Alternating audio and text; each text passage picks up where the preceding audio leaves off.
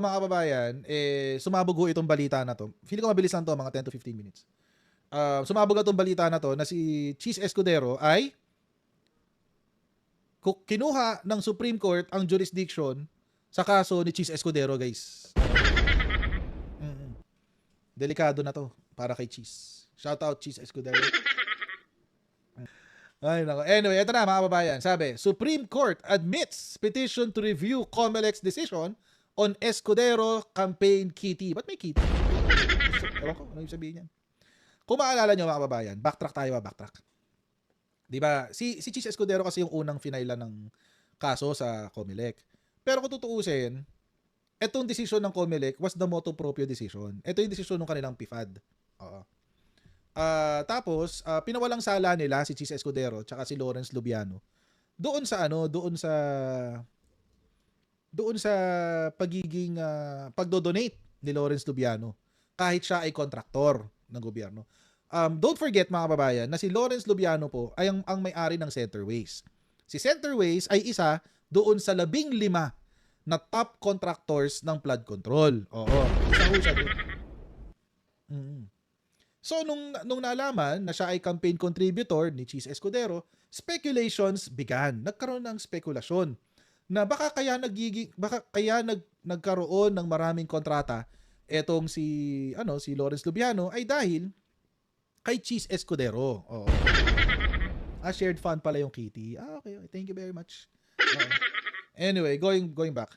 Kasi pag kitty kasi diisip ko si Wake and Bake eh. Or pusa, di ba? Mga pusa, or si Wake and Bake, gano'n lang naman. Anyway, going back, itong si Escudero. So, inimbestigahan. Motu proprio to COMELEC mismo nag-imbestiga. Anong nangyari? Dinismiss yung kaso. Or, according to their investigation, wala raw liability si Cheese Escudero at si Lawrence Lubiano. Bakit? Kasi daw mga kababayan, hindi raw kasi sila kandidato. Hindi raw kandidato si Cheese Escudero at the time na tinanggap yung donasyon.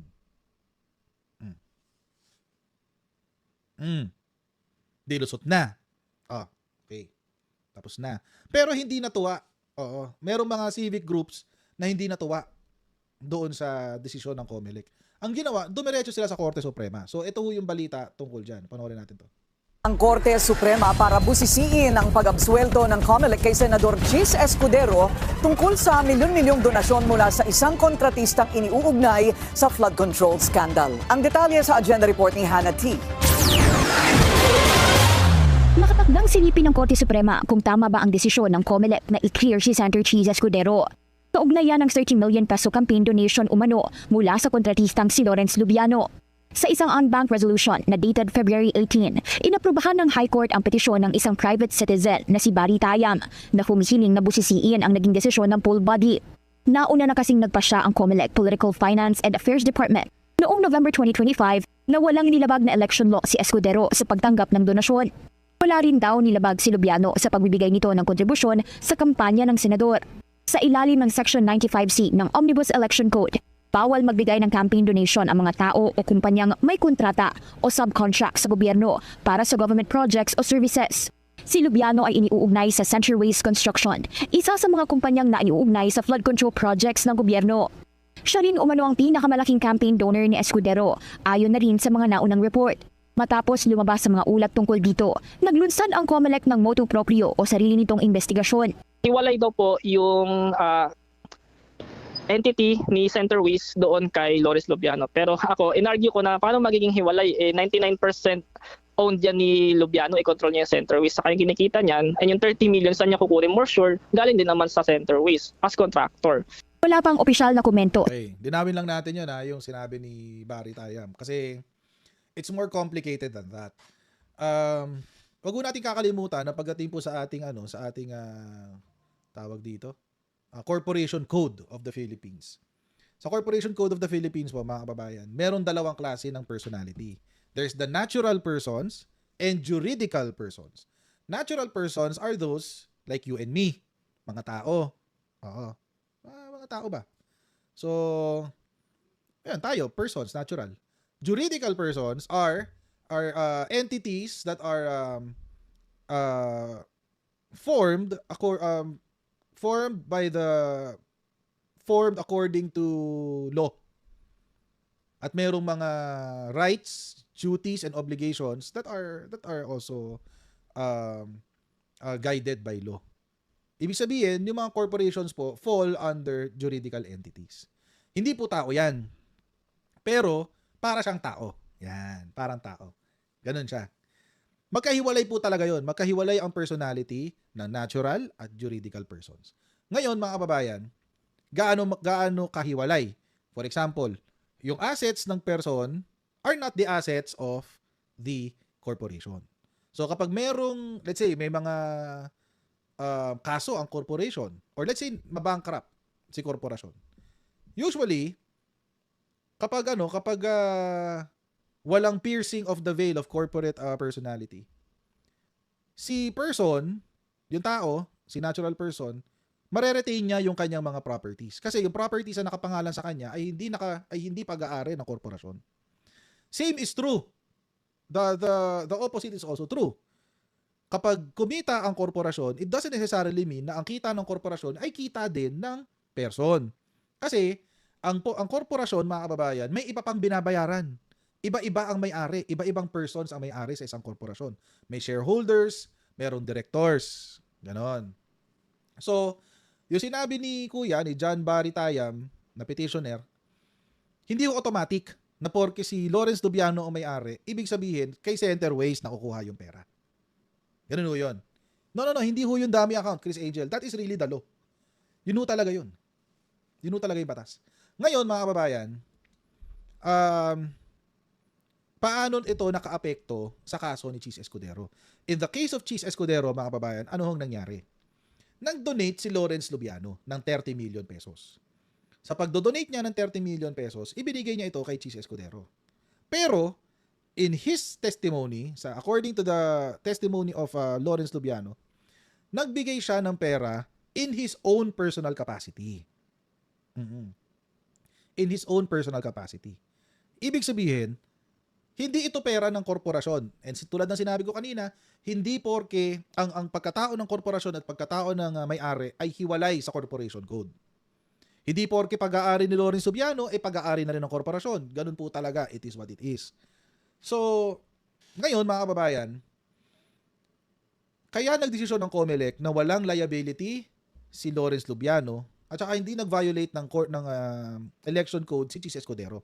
Dahil ang donation happened, number 1, outside of the campaign period.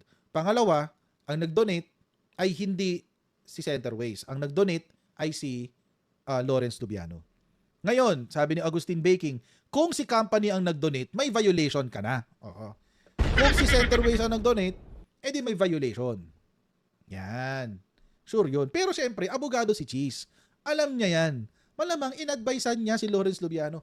Pare, ibigay mo na lang sa akin yung donation mo on your personal capacity. Huwag mo ipapangalan yan under Centerways kahit ano mangyari. Yun. Ngayon, mga kababayan, ano ngayon ang magiging papel ng Korte Suprema? Kasi that's a loophole. That is a legal loophole. Number 1, the legal loophole is kailan nagiging kandidato ang isang kandidato? Sa campaign period ba? O pag nag-file ng COC. Number 1. Kasi yun yung naging palusot kay kay Marcoleta Number 1. Number 2. Kapag ba ang isang individual ay nag-donate at siya ay ang perang yon ay sinasabing kanya pero wala naman siyang ganong kalaking pera sa bangko. Does it mean that the resources was taken from the business or the corporation? Also, may tanong din, dapat din ba na i-pierce ang veil of corporate personality? Bakit? Kasi may allegation, according to Barry Tayam, na 99% ng Centerways ang may-ari ay si Lawrence Lubiano. So, kailangan nating alamin talagang katotohanan doon. Okay, wait, tuloy natin to. Galing din naman sa Centerways as contractor. Wala pang opisyal na komento sa panig ni Escudero kaugnay ng High Court decision habang kinilala naman ito ng COMELEC. Tila marami daw kasing loopholes sa election law ang mabibigyang linaw, kabilang ang usapin sa campaign donations. Dito po kasi sa Omnibus Election Code, walang ganyan. Hindi naman po pwedeng mag-imbento ang COMELEC. Kaya nga po sabi namin, napakaraming malilinawan sa bagay na ito. Kaya wini-welcome po ng COMELEC kung sakali man pong ito i-desisyonan ng Supreme Court. Sa gitna ng init ng flood control scandal, bumaba sa pwesto si Escudero bilang nooy Senate President. Hindi siya bumaba. He was removed. Hindi siya bumaba. He was removed. He was ousted. Ba naman to si bilyonaryo? Pinapalambot niyo pa yung balita niyo kay ano? Pinapalambot niyo yung balita niyo kay Cheese Escudero?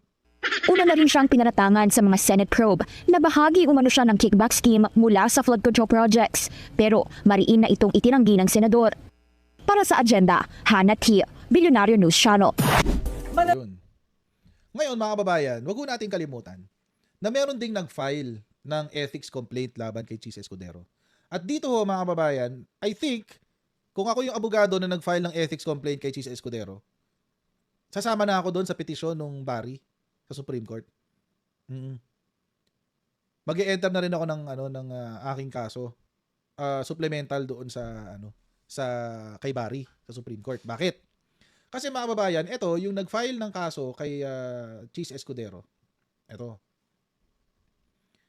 Sabi na yung 30 million campaign donation ay galing sa Centerways. Bakit?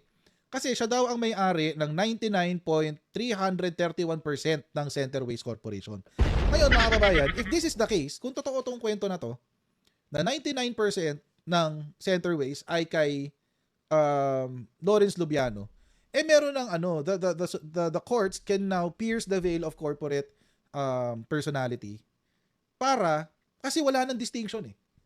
Wala nang distinction, wala nang paghihiwalay sa personalidad ng may-ari at sa personalidad ng korporasyon. Kailangan kasi hiwalay yun eh.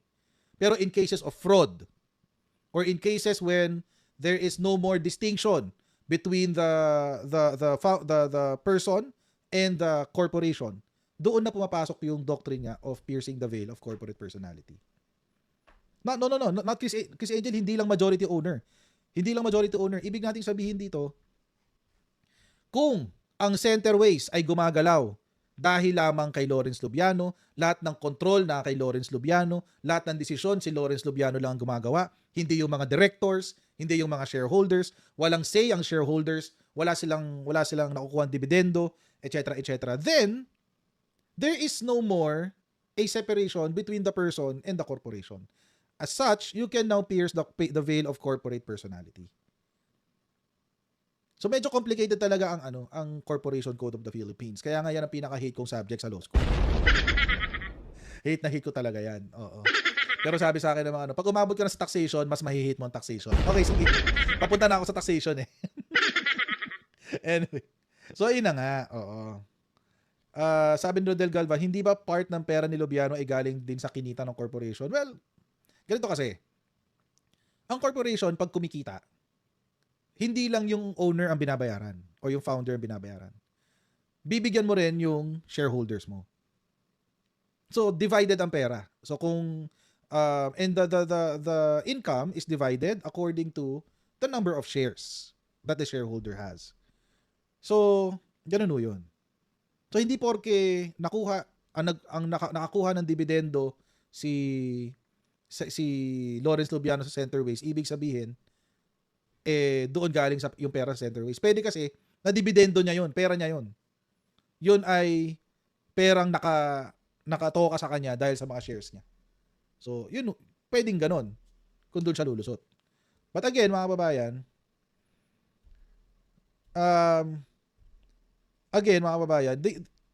si Lawrence Lubiano still has to prove, kailangan pa rin niyang patunayan kung distinct ang corporation sa kanya. Kung hiwalay ang tawag dito, ang pagkatao ng korporasyon sa kanya. Otherwise, kapag hindi niya napatunayan yun, then the court will pierce the veil of corporate personality. Kapag na-pierce yung corporate personality, mga kababayan, the actions or the acts of the person are the same as the acts of the corporation. Therefore, yung 30 million donation ng center ni Lawrence Lubiano is actually the act of the corporation. Yun. Ganun siya. Medyo complicated, no? So, but it is the law. I hate it, but it is the law. Sabi ni Nosky, hate na hate daw pero memorize mo nga. Kaya ko nga siya memorize dahil hate na hate ko siya. Kailangan ko siyang i-memorize. Ganun siya. Oo, ganun siya, ganun. So kailangan yung patunayan. Kailangan patunayan yan. Correct. Crypto investment. Open the books of the incorporators. Ayan, kailangan yan. Tapos, kailangan makita yung mga tawag dito. Yung, shucks, what do you call this? Minutes of the meeting. Minutes of the meeting. Kailangan makita kung meron bang distinction between the person of Lubiano and the corporation, etc., etc. So marami pang titingnan dyan. Pero this is already a big help. Kaya nga sabi ko kanina, yung abogado na nag-file nitong complaint na to, dapat, sana, makisama siya, sumama na siya doon, si Attorney Aceron. Sumama na siya doon sa Supreme Court. Kasi mukhang siya yung may info. Meron siyang bank records, bid documents, BIR, pickup license. Ang dami niyang dokumento. 35 million daw ng reduction, saan daw yung source nun, nature na terms of 70 million stockholder advances, etc., etc. So, sana sumama na lang siya doon sa petition. Para isang kaso, para mas stronger yung kaso, di ba? At mabisto natin ang panloloko nitong mga politiko na to sa atin, guys. Kailangan talaga yan. Kailangan talaga. So, hopefully, magkaroon ng hustisya sa atin. Kasi, binudol tayo dito ng mga senador, guys. Oo. Binudol tayo dito. At sana, kung ano man yung desisyon na mangyayari ngayon, it will be applied retroactively. Since it's not a law, hindi naman batas yan eh. That is jurisprudence. It will also, hopefully it can be applied retroactively kay Rodante Marcoleta. Lalo na dun sa kailan yung campaign period, kung kailan nagiging kandidato ang isang kandidato. Sana makasama.